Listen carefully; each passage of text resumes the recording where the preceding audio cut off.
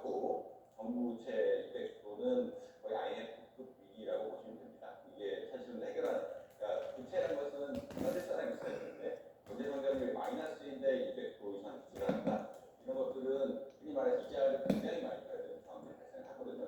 그러니까 이제 세금으로 걷어서 갚아야 되는데 그것을 사실은 뭐 경제 성장이 마이너스라 그러면 미래 세금 거둔 것들이 사실 어우러지기 때문에 어떻게 보면은 경제 성장률 자체에 떨어진 거 그리고 부채가 늘어난 거이 조화로 흔히 말하는 합쳐진 효과 때문에 결국은 경제 위기급으로 갈 수 있는 상황이 그런 시나리오가 굉장히 구축이 된다고 보시면 될 것 같고요. 이 추세 자체가 낮아진 것은 이제 그리고 특히나 우리나라가 70년대, 60년대생, 그리고 50년대생 굉장히 많은데 이 인구들이 굉장히 많은 것들의 문제가 가라게 되면서 경제에 앞으로 추세적으로 본능적인 요인이 아니라 추세적으로 굉장한 압력을 줄 것이다라는 것은 쉽게 예측이 가능할 것 같습니다. 교수님 9년 연속 OECD 하위 그리고 2018년부터 유일한 영명대 국가 이게 지금 제가 말씀드린 게 우리나라 출산율을 설명하는 수식어거든요. 일본이 왜 노인의 나라 초고령 사회라고 불리잖아요. 일본의 지금 절반도 못 미치는 수치를 지금 기록을 했습니다. 이게 그러니까 출생률이 계속 이렇게 저하는 이유나 원인 어떻게 봐야 될까요? 사실 일반적으로 선진국이 되면 될수록 아까 일본의 사례를 드신 것처럼 선진국이 되면 될수록 출산율이 떨어지는 건 사실입니다. 아무래도 이제 경제 생활이 좋아지고 아이들 자식들을 너무 흔히 말하는 자손들을 너무 많이 가지게 되면은 부양부가 같은 걸 늘어나게 되면서 학교 출산율 같은 게 떨어지는 게 정상인데 지금 우리나라의 문제는 다른 나라들과 비교해도 너무 빨리 그리고 너무 많이 떨어졌다라는 그런 이야기를 드릴 수 있고요. 그것의 근본 원인은 뭐 여러 가지 이거는 뭐 사회학자들이라든지 뭐 정치학자라든지 경제학자들의 생각이 좀 다를 것 같긴 하지만 경제적으로 봤을 때는 뭐 생활비 부담이 굉장히 높다라는 이야기를 아마 드릴 수 있을 것 같습니다. 사실 일본만 해도 식료품값이 그렇게 높지 않거든요. 높지 않은 상황인데 우리나라 같은 경우는 사실 식료품비가 높고 외식비 같은 것도 지금 굉장히 많이 올라갔고 그다음에 주거비는 월세는 그렇게 안 비싼데 따라서 집을 살려고 그러면 집을 사실 굉장히 올라가서 굉장히 집값 구하기 어렵다. 의식주가 있다고 어렵다라고 말씀드릴 수 있고요. 그 다음에 이제 유교권 국가들의 특징인데 흔히 말하는 교육에 있어서 경쟁이 굉장히 세가지고 대학을 반드시 가야 된다는 의견 그렇다 얘기해서 그다음 대학 문화 자체가 줄 세우기가 되기 때문에 교육비가 좀 쓸데없이 많이 드는 이런 현상들이 나오고 있다고 보시면 될 것 같습니다. 그 다음에 이제 의료비도 물론 이제 의료 서비스 자체는 굉장히 잘 돼 있지만 의료를 그만큼 또 많이 쓰기도 하거든요.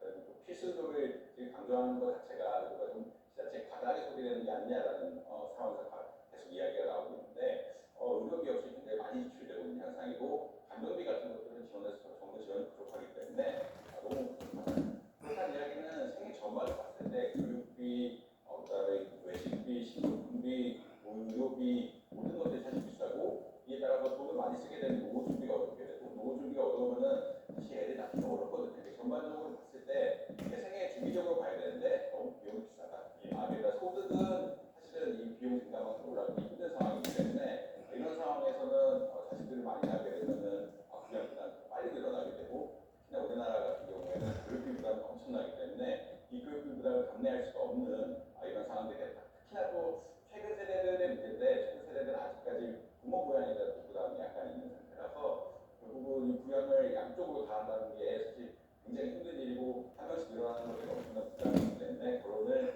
좀 회피하고 그다음에 자식 낳는 것도 좀 회피하는 경향이 나오고 있다. 실제로 한국은행 조사를 가끔 보면은 경제적 요인이 1번이고 그다음에 이런 것들 경쟁에 대한 문제 이런 것들을 계속 지속적으로 이야기하고 있습니다.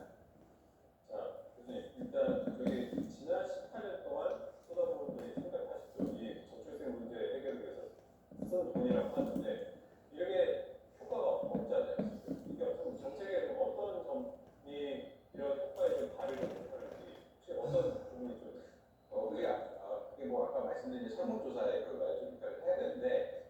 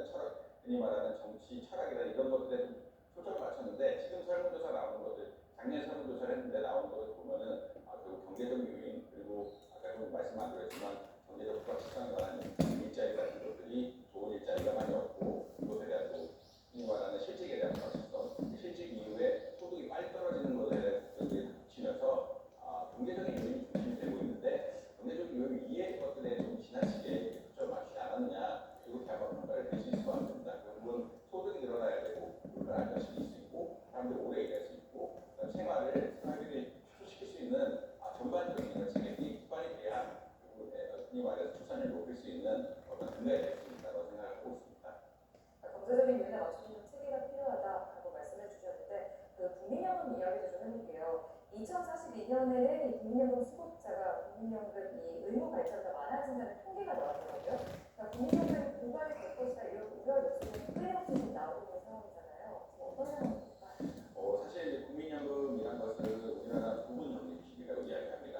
그러니까 적립식이라고 하면은 어떤 거냐면 자기가 자기 제대로 만드는 거고 또 쌓은 것을 이제 연금으로 전환해서 쓰는 것을 적립식이라고 이야기하고요. 부관식이라는 것은 옛날 그 흔히 말해서 이제 1970년대 이전에 세관 같은 국민정사에서 많이 쓴 것인데 당의 세금을 얻어가지고 이걸 바탕으로 해서 국민연금을 지급하는 세금을 지급하는 이런 양식이라고 볼 수 있을 것 같은데 우리나라는 이제 독립은 해나가지만 결과적으로 흔히 말해서 이 부가식이라고 해서 나중에 이 부과에 되면은 이 돈을 흔히 말해서 그 세금으로 메꿔줘야 되는 구조로 일단 보시면 될 것 같고요.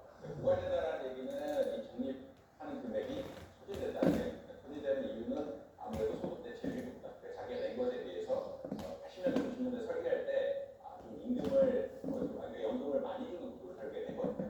아무래도 국민연금처럼 생기다 보고 그다음에 그때는 인구 전망 같은 것들이 좀 얘기가 안 나가지고 내는 것에 대해서 많이 가져가는 구조를 했다라고 보시면 될 것 같고 이 두 번에 걸쳐서 대체를 좀 낮추긴 했지만 그럼에도 불구하고 그냥 인구 고령화의 효과 이런 것들이 겹치면서 연금이 나가야 되는 것에 대해서 요금 쌓는 속도가